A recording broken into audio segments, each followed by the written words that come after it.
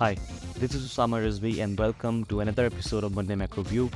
Um, there was a very interesting report released by IEA recently, and I thought it was a good idea to just go through that report. Some of it, what does it say about the demand and supply scenarios moving forward? As the report was quite ambitious in its scope, and it sort of analyzed and forecasted up until 2028, and also take a look at what's happening in the global economy, where do we stand in terms of global economic indicators, and what's the latest news on recession. So jumping right in, the first slide you can see here, I sort of cut and pasted it from the original report. You can see the yellow highlighted part, the orange and the green. So why do I want to include this? Why did I want to include this? Because this highlights one of the contradictions mentioned in the report, and it's symptomatic of the wider contradiction that exists in terms of energy transitions and theories about peak global demand, oil demand, and things related to that.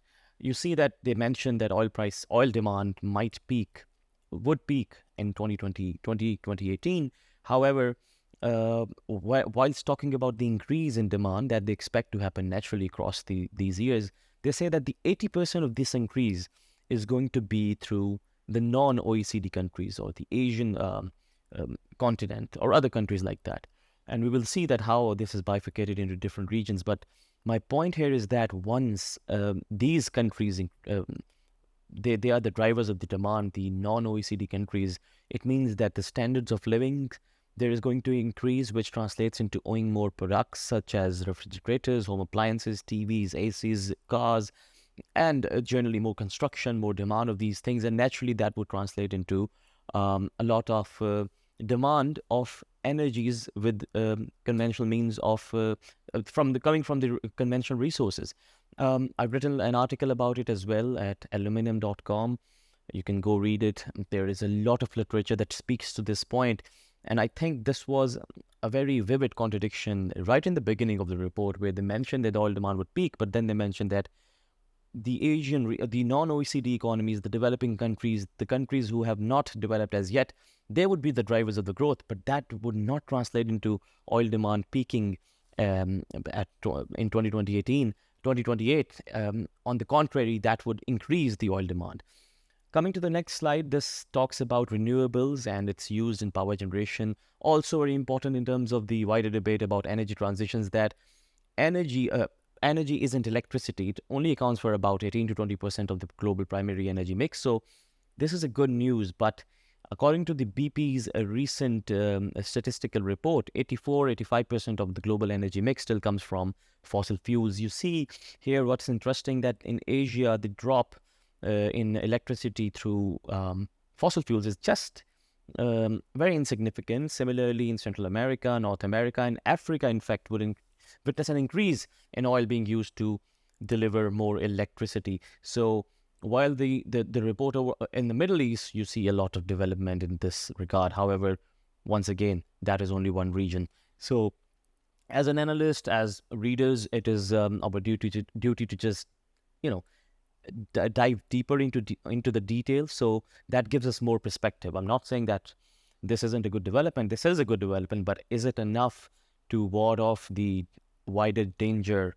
Because if we don't frame these issues well, we are at the risk. We jeopardize the effectiveness of the solutions as well.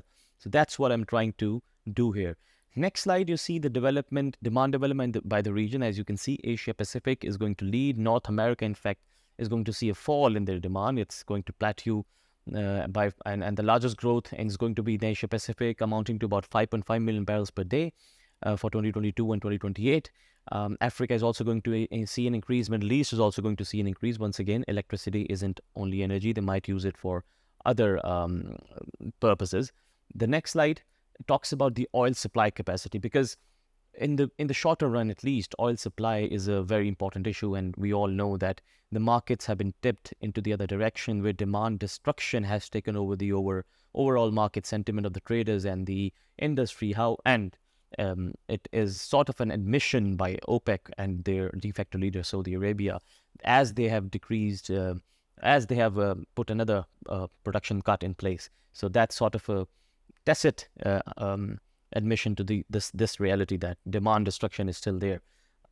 In terms of the gains by 2028, continue to mess this up, but so the gains will keep at a lower growth, they say.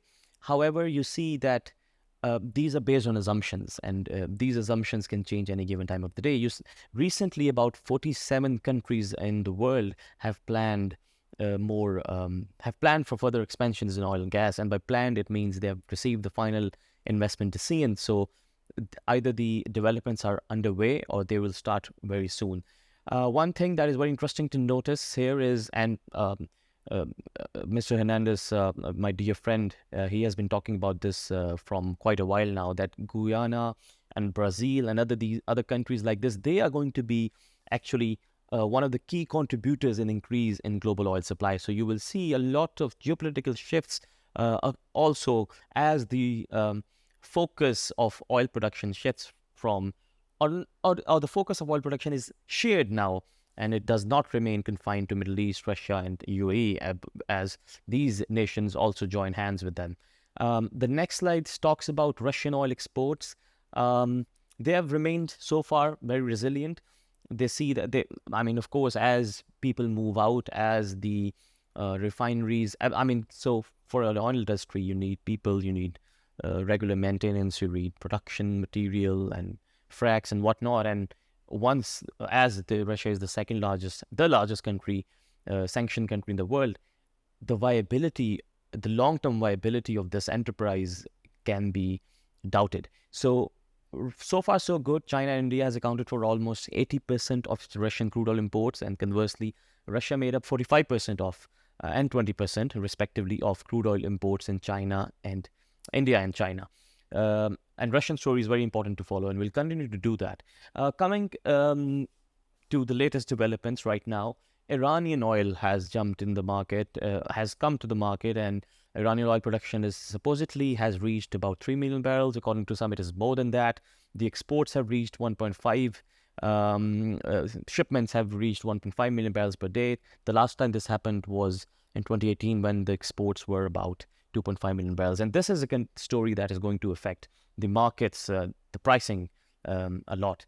Finally, the market sentiment tracker, Europe has officially entered recession. New Zealand has entered recession.